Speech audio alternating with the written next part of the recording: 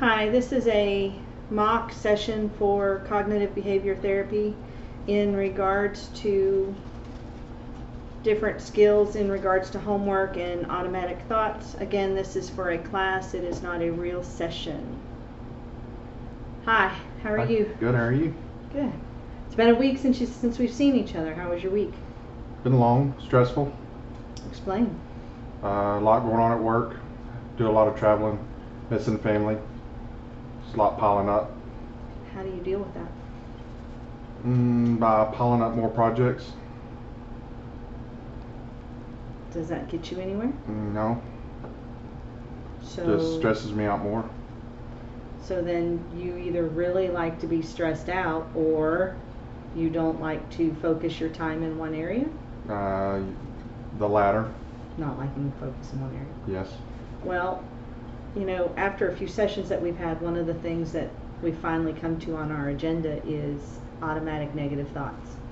And that is something that you and I have talked about because you do suffer with depression and stress and other life triggers. Your wife, your ex-wife, your kids, your current wife, just stuff in general. Right. So what I would like to ask you is what do you know about automatic negative thoughts? What does that trigger for you?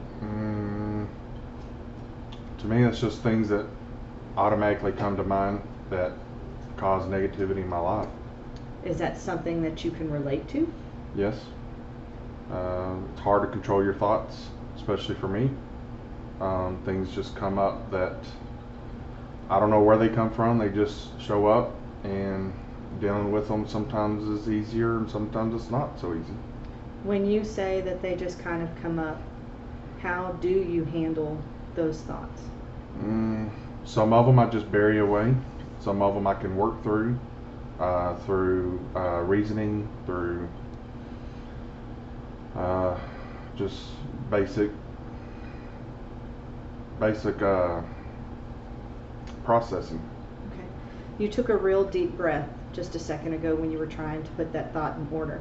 And when you do a technique called mindfulness, which is something to bring you into the moment, a lot of times I attach it to meditation, but mindfulness is just being aware of your body posture, your thought pattern, your words that are running through your head, or in your case, that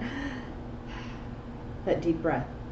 When we focus on our breathing, when we are mindful of what's going on in our bodies, that is a way of de-stressing, relaxing, taking a break, taking a step back.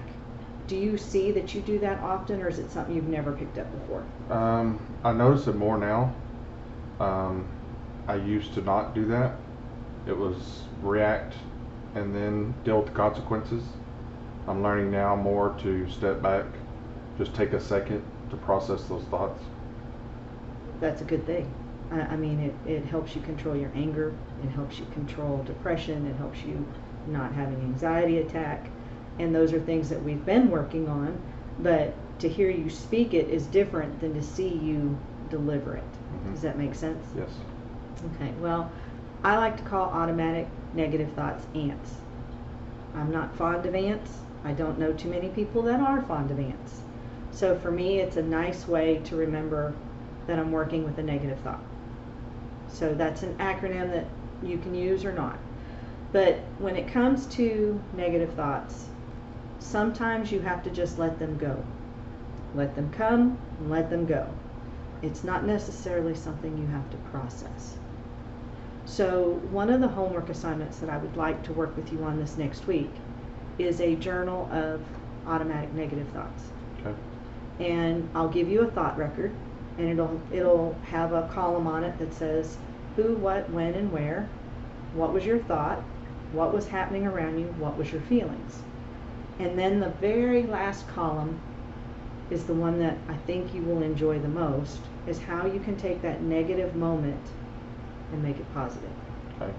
And it'll also give you a chance to think about how you process things. Because with your job, which is high stress, you have an ex-wife who is high stress.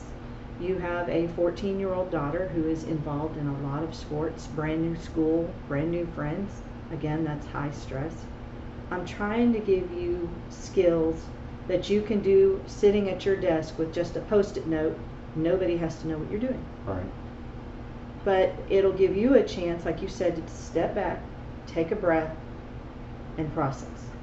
It'll also give you a chance to see what we call triggers, your negative thoughts, your Okay. negative moments, your negative crashes, whatever. I think that will help you too when you go into your issues with bipolar and being up for 4 days at a time in a hypermanic mode. It may calm some of that down for you Okay. because you'll be able to catch it before it happens. Does that sound like something you're willing to try? Yes. Okay. Do you have any questions? You said who, while, when, what, where. Mhm. How? Explain further. Like, what? How would I fill in those columns? Okay.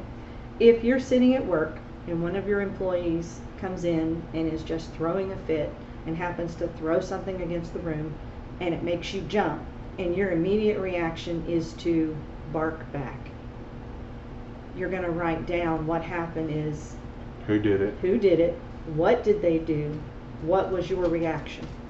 And then your negative thought may be, oh my God, I'm going to get fired over this because I barked at him that way. Or throat punching? Or throat punching, let's not go there. But yes, exactly.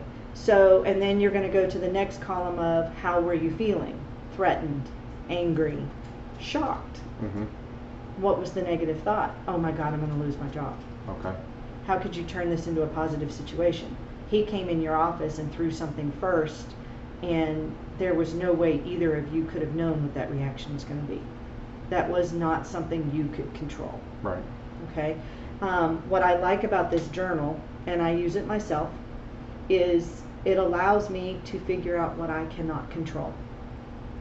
Because if I can't control it, why do I put my time and energy into letting it harm what I think? Mm-hmm. Does that make sense? Yes. Okay. So that's what the homework assignment is. Pick 3 days. Pick one day when maybe you're sitting at home watching football, doing nothing. Because sometimes when you're at the most peace, you may get a lot more negative thoughts than you think. Right.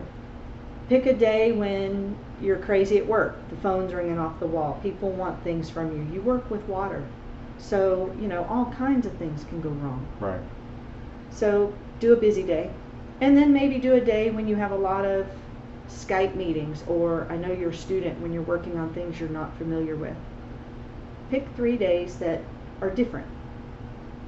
That's all you have to do. 3 Okay. days. Now, with that mindfulness technique that we were talking about and the thought record, keep an eye on the days that you go and just breathe. Keep an eye on the days that you're rubbing your eyeballs thinking you're going to just fall out on the floor. Keep an idea of how many times you get that bubbling feeling inside like you're going to lose control. And try and put that into your thought record. Okay. What prompted that for you?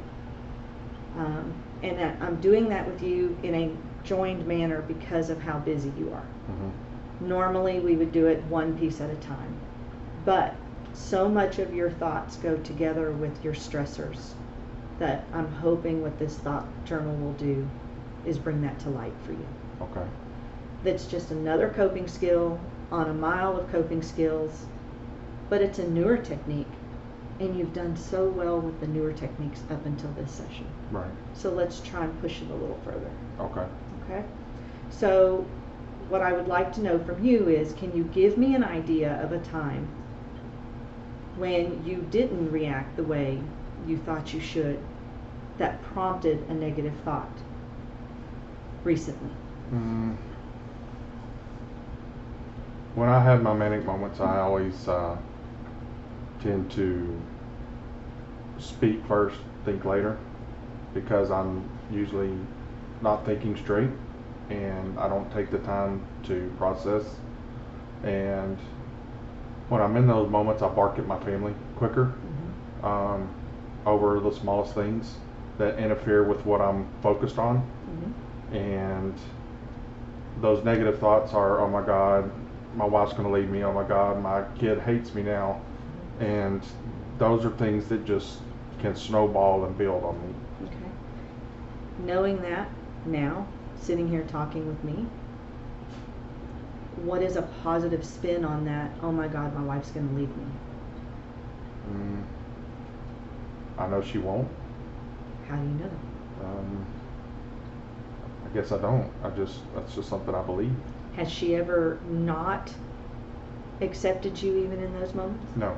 Then that's how you know she's not going to leave you. Okay. Does it mean that you have to apologize for things that are said? Sometimes. If you have a small child, well, I think your daughter's 14, and it's a female, so that's a double whammy on you right there, teenager and female. So you have to make amends for those hurtful comments. Even though you don't want them to take it personally, there's no way for you to control how they hear what you say. Right. There's no way for you to control how they accept what you say. So, yes, it's a negative light, but you can turn it positive. So now I want to ask you, how could you turn it positive when it's done? When it's done, apology, try to explain my thoughts, my thought process to them, to help them understand where I come from. And those are good. Those are good skills. Put it in your journal. You haven't had a manic session in a while. I know sometimes you spend a lot of money. I know sometimes you stay awake for days. I know sometimes you build some immaculate pieces, all from our conversations. So put those things in your journal, because someday you may need to go back and look at your journal for another piece of evidence. Okay? All of that is great. And I think we're going to cut this session a little slower today and cut it back here, because we've really moved on to a big topic. And I want to make sure that you understand your homework. And then we will make an appointment for next week or the week after, depending on what your schedule is at work.